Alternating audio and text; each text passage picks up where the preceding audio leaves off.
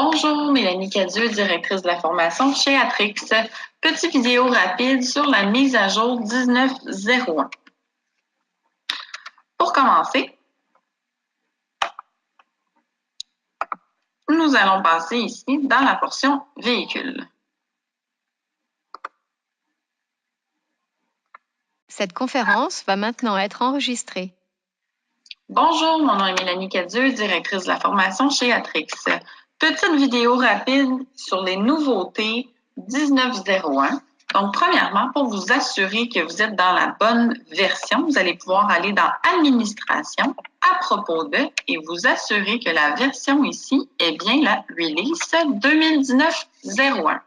Pour avoir accès à toutes les nouveautés que je vais vous présenter au travers de cette vidéo, vous allez devoir aller dedans vos options d'utilisateur ici et de vous assurer que l'aperçu des fonctionnalités est bien active. Premièrement, nous avons des nouvelles règles qui sont disponibles au niveau de la conformité. Nous allons avoir ici, dans le volet conformité, 3 nouvelles règles qui sont maintenant disponibles. Vous pourrez maintenant recevoir une alerte ou un courriel quand un rapport de VVIR, donc une ronde de sécurité pré-trajet, est manquant suite à un nombre d'heures ou un nombre de kilomètres parcourus que vous allez pouvoir préétablir selon votre flotte. Donc ici, simplement l'activer. Temps de trajet précédent supérieur à, par exemple, 24 heures, 12 heures.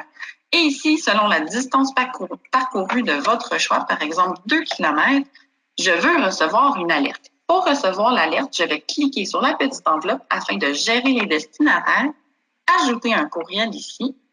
Par exemple, j'ajoute le courriel formation et je fais ajouter. Je pourrais aussi recevoir une alerte, donc dans mes notifications en haut, en faisant enregistrer seulement mes notifications. Donc, je pourrais dire, par exemple, le dispositif a enfreint une règle et je fais ajouter. Mes notifications sont ici et quand je veux terminer mon enregistrement, je fais enregistrer. La même règle maintenant est disponible aussi au niveau des rapports de ronde de sécurité post-trajet. Donc, après l'arrivée manquante, je pourrais l'activer au choix ici et faire la même procédure. Pour désactiver la règle, je clique « Désactiver ». Donc, êtes-vous sûr de vouloir désactiver cette règle? Et je fais « Oui ».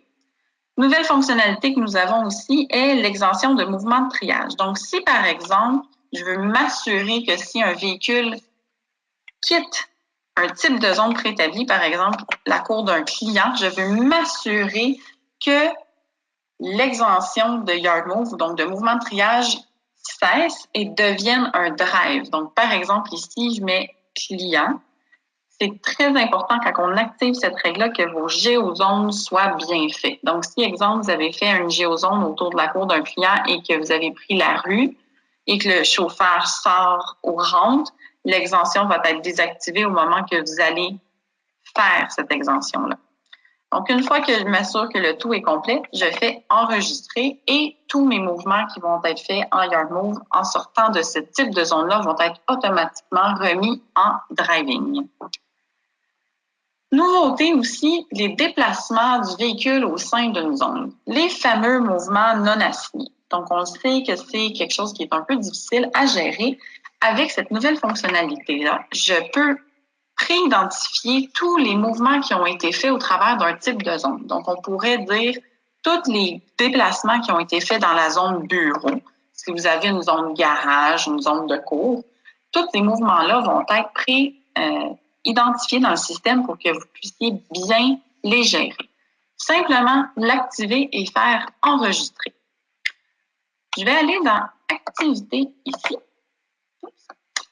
Dans Activité, HOS, rapport des activités, je vais aller sélectionner dans mes options, par exemple, une plage horaire. Donc, cette semaine, je vais sélectionner mes chauffeurs non identifiés.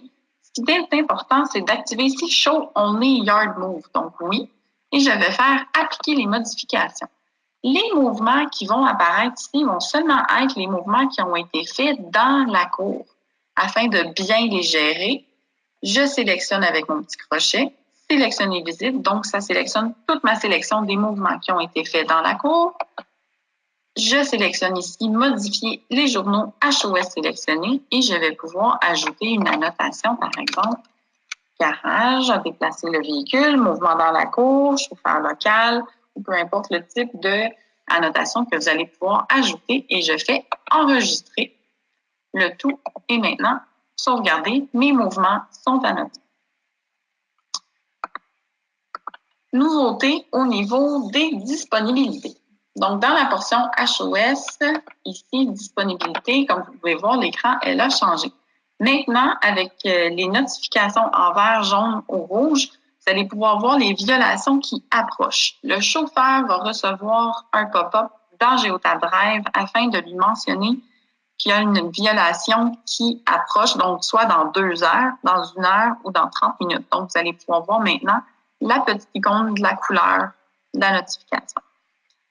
Avec la petite flèche sur le bout, on peut maintenant soit afficher les journaux, envoyer un message. Donc, par exemple, je voudrais envoyer un message à Mélanie. Donc, le message va s'inscrire automatiquement. Mélanie, votre exigence de repos expire dans 31 minutes. Et je pourrais faire envoyer. Le chauffeur va recevoir dans la portion message de Geotab Drive l'avis que vous venez de lui faire parvenir. Nous pouvons maintenant aussi afficher le récapitulatif du chauffeur ici. Donc, on va voir le nombre d'heures qui n'est pas disponible hier et qui sera disponible demain. Ça complète les nouveautés de 1901. Je vous souhaite de passer une excellente journée. Merci. Au revoir.